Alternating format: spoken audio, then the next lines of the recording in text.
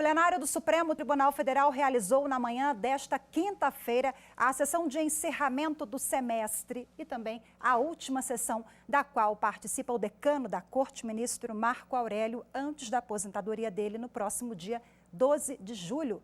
E quem acompanhou a sessão e traz as informações para a gente agora ao vivo é a repórter Manuela Rolim. Olá, Manu, muito boa tarde para você. Quais as suas informações sobre essa última sessão do semestre? Oi, Rafa, uma boa tarde para você também, boa tarde a todos que nos acompanham. Olha, Rafa, na última sessão do ministro Marco Aurélio, antes de sua aposentadoria no dia 12 deste mês, o plenário do STF prestou uma homenagem ao decano da Corte. Em nome do tribunal, o ministro Dias Toffoli foi o primeiro a falar sobre a trajetória de Marco Aurélio. Na sequência, outras autoridades também parabenizaram a forma como o ministro conduziu a sua longa carreira de 31 anos. Ainda durante a sessão, houve o lançamento de um hot site que vai trazer detalhes da trajetória de Marco Aurélio. E, por fim, o ministro o ministro Luiz Fux, presidente do STF, ainda fez um balanço antes do recesso. A cobertura completa sobre essa sessão, Rafa, vocês ainda acompanham nesta edição. Com certeza, a matéria sendo preparada daqui a pouquinho no ar. Obrigada pelas informações, Manu. Bom, o presidente do Supremo Tribunal Federal, ministro Luiz Fux, ele divulgou o calendário de julgamentos do segundo semestre deste ano. De acordo com o presidente, a divulgação antecipada, ela garante a segurança jurídica, o conhecimento público das ações da Corte e permite que os ministros do Supremo se preparem melhor para analisar os casos. Na pauta do STF, em agosto, está previsto o julgamento de ação que discute se a omissão do Congresso Nacional quanto à edição de lei complementar para disciplinar a representação proporcional dos estados e do Distrito Federal na Câmara dos Deputados. Também está na pauta a análise de 3 ações penais contra o ex-deputado André Moura, denunciado por improbidade administrativa na Operação Lava Jato. Para setembro está agendado o exame de recurso contra a decisão do STF que proibiu o presidente Jair Bolsonaro de prestar depoimento por escrito no inquérito que apura a tentativa do presidente de interferir politicamente na Polícia Federal. No mesmo mês, os ministros devem julgar a constitucionalidade de norma que autoriza a polícia a afastar o suposto agressor de casa quando há indícios de risco à vida ou à integridade da mulher. No mês de novembro estão na previsão ações diretas de inconstitucionalidade que questionam o marco legal do saneamento e dispositivos do pacote anticrime, que criou a figura do juiz das garantias. Ambos os casos estão sob a relatoria do ministro Luiz Fux. Em dezembro está pautada a validade da lei da meia entrada, em que movimentos estudantis querem assegurar a emissão de carteirinhas de estudante independentemente de filiação a entidades de caráter nacional. Também entra nos julgamentos do mês o inquérito que trata do chamado quadrilhão do MDB no Senado Federal. Os ex-senadores do partido Edson Lobão, Romero Jucá e Valdir Raupp, além dos atuais senadores Jader Barbalho e Renan Calheiros, são investigados por associação criminosa. Eles supostamente teriam recebido quase 900 milhões de reais em propina de fornecedores da Petrobras em troca de apoio político. Em manifestação enviada ao Supremo Tribunal Federal, a Advocacia Geral da União defendeu manter o sigilo do processo administrativo disciplinar que absolveu o general Eduardo Pazuello após participação em ato político com o presidente da República, Jair Bolsonaro. A manifestação da Advocacia Geral da União atendeu à determinação da ministra Carmen Lúcia.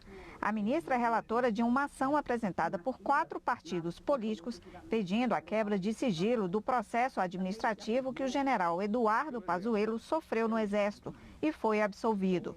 O processo foi arquivado e posto pelo Exército em sigilo por 100 anos. Pazuello foi investigado por possível transgressão militar ao ter participado de ato político com o presidente Jair Bolsonaro no Rio de Janeiro em maio deste ano.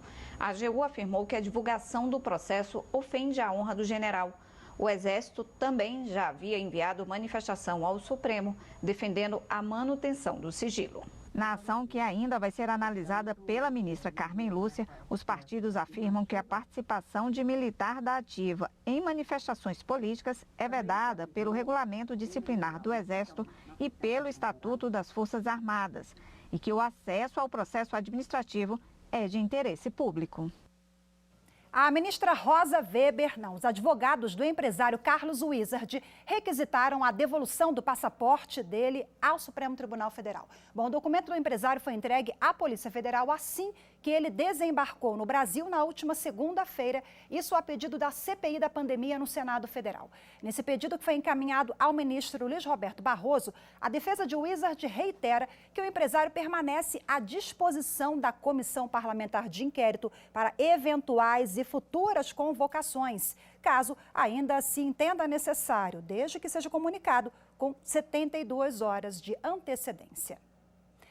E você vai ver a seguir no próximo bloco, o presidente do Tribunal de Justiça de Minas Gerais fala sobre 1 ano de gestão no tribunal. Em instantes, fique com a gente, o Jornal da Justiça volta já já.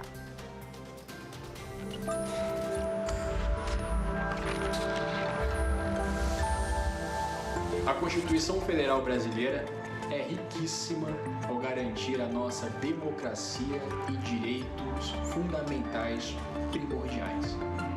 A Constituição é ferramenta necessária para estabelecer as funções dos 3 poderes da União: Legislativo, Executivo e Judiciário, e para que juntos possam garantir o bem comum.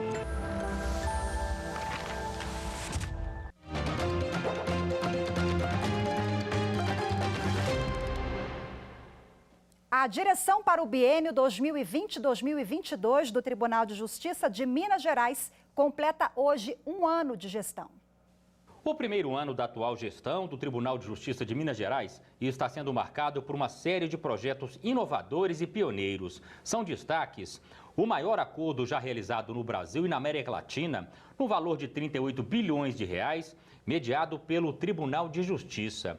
A conciliação evitou batalha jurídica para a reparação de danos causados pelo rompimento da barragem de Brumadinho. O Destrava Minas e o Destrava 853 desemperraram ações judiciais no âmbito do TJMG para desbloquear obras paralisadas no estado. O CNJ, através do ministro Fux, lançou essa ideia ao saber que existem centenas ou milhares de obras paralisadas no Brasil.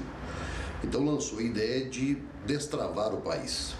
E Minas Gerais foi o primeiro tribunal a assimilar rapidamente essa ideia e criar aqui em Minas o Destrava Minas, com esse intuito de realmente remover os obstáculos criados por eventuais liminares que paralisassem obras públicas. Outro projeto inédito é o Arbitragem Acadêmica. Alunos de uma universidade particular irão atuar na solução de conflitos. O Espaço Lapidar reúne os dados produzidos pelo tribunal, que vão ajudar a governança na tomada de decisões. E eu vejo que essa modelagem que Minas Gerais está estabelecendo servirá de base para todos os tribunais de contas e também para os tribunais de justiça e para todos os tribunais no Brasil. Uma das maiores ações do Tribunal de Justiça de Minas Gerais é o programa Justiça Eficiente. São 15 importantes estratégias que juntas pretendem garantir mais agilidade na tramitação dos processos. O projeto prevê, entre outras ações, a realização de mutirões, a implantação do processo judicial eletrônico criminal e a instalação dos centros judiciários de solução de conflitos em todas as comarcas de Minas. Mais de 600 mil processos já foram virtualizados. A meta é de 3,5 milhões até junho de 2022. Será o primeiro tribunal do país a atingir este resultado. Uma gestão marcada por projetos inovadores, sem dúvida, e eu converso mais um pouquinho sobre esse ano com o presidente do Tribunal de Justiça de Minas Gerais, o desembargador Gilson Soares Lemes. Seja muito bem-vindo, presidente. Boa tarde para o senhor. Boa tarde, Rafaela. É um prazer participar aqui ao vivo com você. Estamos aqui à disposição. Prazer é nosso, uma honra falar sobre esse balanço, a avaliação do primeiro ano de trabalho.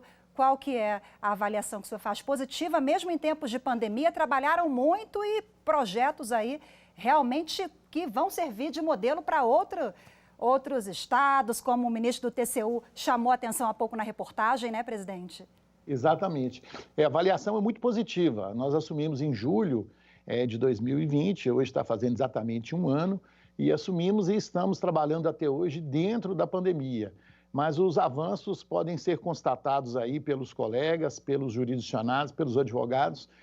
Nós estabelecemos logo no início da gestão o PROGEF, que é um programa Justiça Eficiente, um grande projeto que tem muitas iniciativas, dentre elas a implantação do PJE criminal para que todos os processos criminais possam ser eletrônicos, os processos cíveis já são eletrônicos, então até o final da gestão nós não teremos mais processos físicos, haja vista que aqueles que são mais antigos, nós estamos aí num trabalho de virtualização desses processos, são em torno de 3 milhões, nós já digitalizamos 600 mil, estamos aí cada dia mais acelerando para que no final da gestão o Tribunal Mineiro esteja totalmente eletrônico. Além disso, avançamos na área tecnológica com aquisição de equipamentos que possam modernizar e dar mais estrutura aos magistrados, servidores e advogados.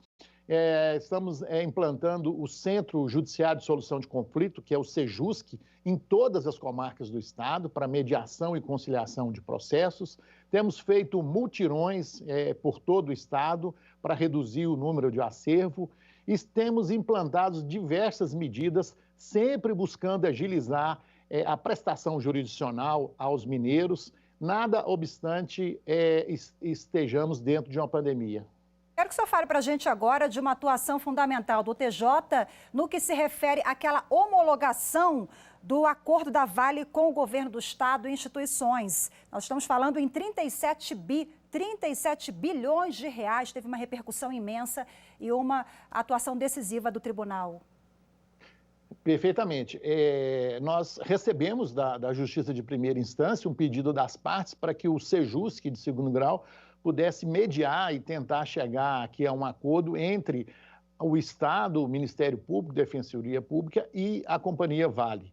E no prazo aqui de 4 meses, nós conseguimos, depois de várias reuniões internas que foram comandadas aqui pelo desembargador Newton Teixeira, nós conseguimos, em audiências que foram públicas, chegar a um acordo no dia 4 de fevereiro desse ano, onde a Vale vai elaborar várias obras e vai repassar dinheiro, tudo no montante de 37,6 bilhões. Então, foi uma mediação de muito sucesso, é o maior acordo judicial da América Latina e esses valores vão ser direcionados para obras para o Estado e também em favor dos atingidos da região de Brumadinho. Então, evidentemente que isso vai gerar muito emprego, muita renda e pode aí, evidentemente, recuperar a economia mineira. Então, eu avalio que esse acordo foi um grande marco dessa gestão. Quais as perspectivas e desafios para o próximo ano aí que vem pela frente? Olha, nós temos muitas obras em andamento, vários prédios que estão sendo construídos pelo interior do Estado. Temos os projetos de PJE criminal, que estamos avançando, até outubro nós devemos terminar. Tem as câmaras especializadas que nós pretendemos instalar no Tribunal de Justiça e temos aqui diversos projetos menores que estão correndo em outros departamentos que nós estamos avançando muito. De forma que nós queremos entregar o Tribunal em julho de 22 já mais avançado tecnologicamente, com mais suporte a magistrados, desembargadores, servidores e advogados e com a prestação jurisdicional mais célere. Esse é o objetivo da gestão. Parabéns pelo primeiro ano de gestão, bom trabalho aí pelo próximo ano. Um abraço a toda a equipe do tribunal. Muito obrigada pela disponibilidade do senhor. Conversei ao vivo com o desembargador Gilson Soares Lemes, presidente do TJ de Minas Gerais. Ótima tarde, até a próxima, desembargador. Muito obrigado, boa tarde, Rafaela. Bom trabalho para vocês. Obrigada. E você vai ver a seguir a última sessão do Supremo Tribunal Federal antes do recesso. É dedicada ao ministro Marco Aurélio, que se despede da corte. Os detalhes daqui a pouquinho.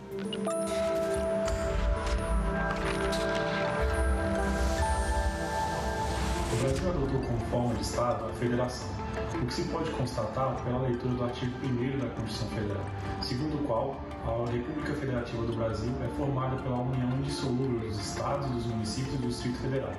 A inexistência do direito de secessão revela a vontade da Constituição de que os entes federativos convivam de forma harmoniosa e cooperativa para o fortalecimento do Estado democrático e o desenvolvimento socioeconômico do país.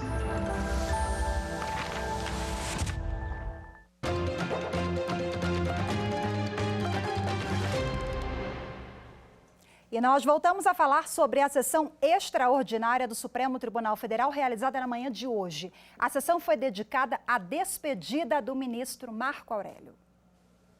Na sessão de encerramento do semestre e última do ministro Marco Aurélio, antes de sua aposentadoria no dia 12 deste mês, o plenário do STF prestou uma homenagem ao decano da Corte.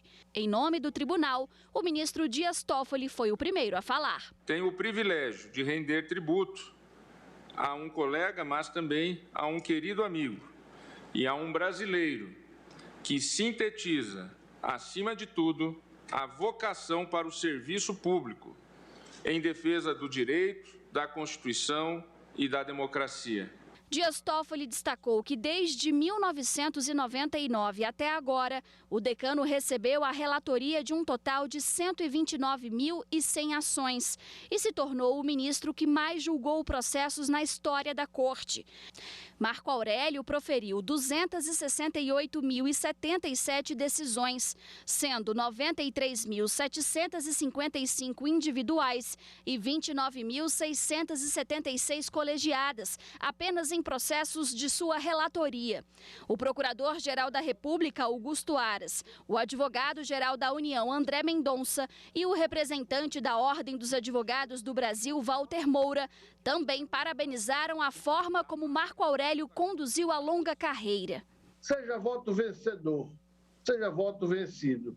Sua Excelência, o ministro Marco Aurélio, sempre trouxe novas luzes na busca das soluções às altas questões que adentraram nesta Suprema Corte, de modo a enriquecer a salutar pluralidade de visões inerentes aos órgãos colegiados. A partir do uso primoroso do vernáculo, de improviso, mas primoroso do vernáculo, e com um senso apurado de bom humor, Vossa Excelência contribuiu sobremaneira com a ciência e a arte de julgar. Se a justiça há de ser feita dentro de um rito, de uma passada que olha para todos os lados, ao dizer a consequência final ao cidadão, Vossa Excelência olhou para todos os lados, ouviu todos os lados e disse para todos os lados. Durante a sessão, houve ainda o lançamento de um hot site, todo dedicado aos 31 anos de carreira do ministro Marco Aurélio,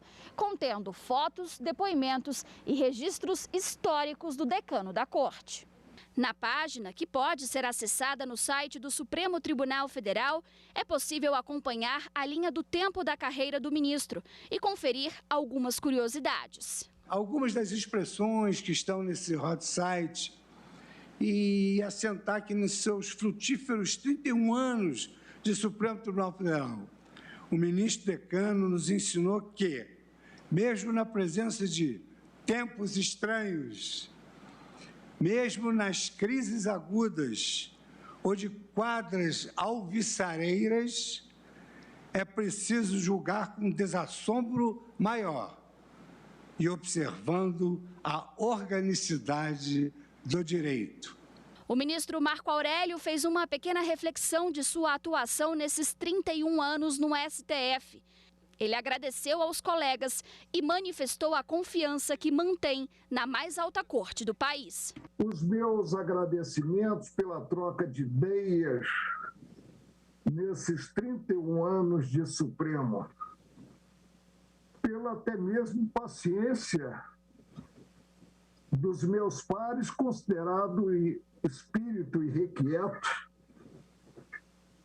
que mantenho. Nesse adeus, eu tenho a certeza absoluta que o Supremo, na composição atual, não faltará a nacionalidade. Que assim o seja, e o meu muito obrigado de coração a todos os senhores. E o nosso muito obrigada de coração também, o nosso abraço aqui da TV Justiça ao ministro decano, o ministro Marco Aurélio, do Supremo Tribunal Federal. Bom, após a homenagem em plenário ao ministro Marco Aurélio, presidente do Supremo Tribunal Federal, o ministro Luiz Fux, ele fez um balanço dos trabalhos da Corte no primeiro semestre deste ano.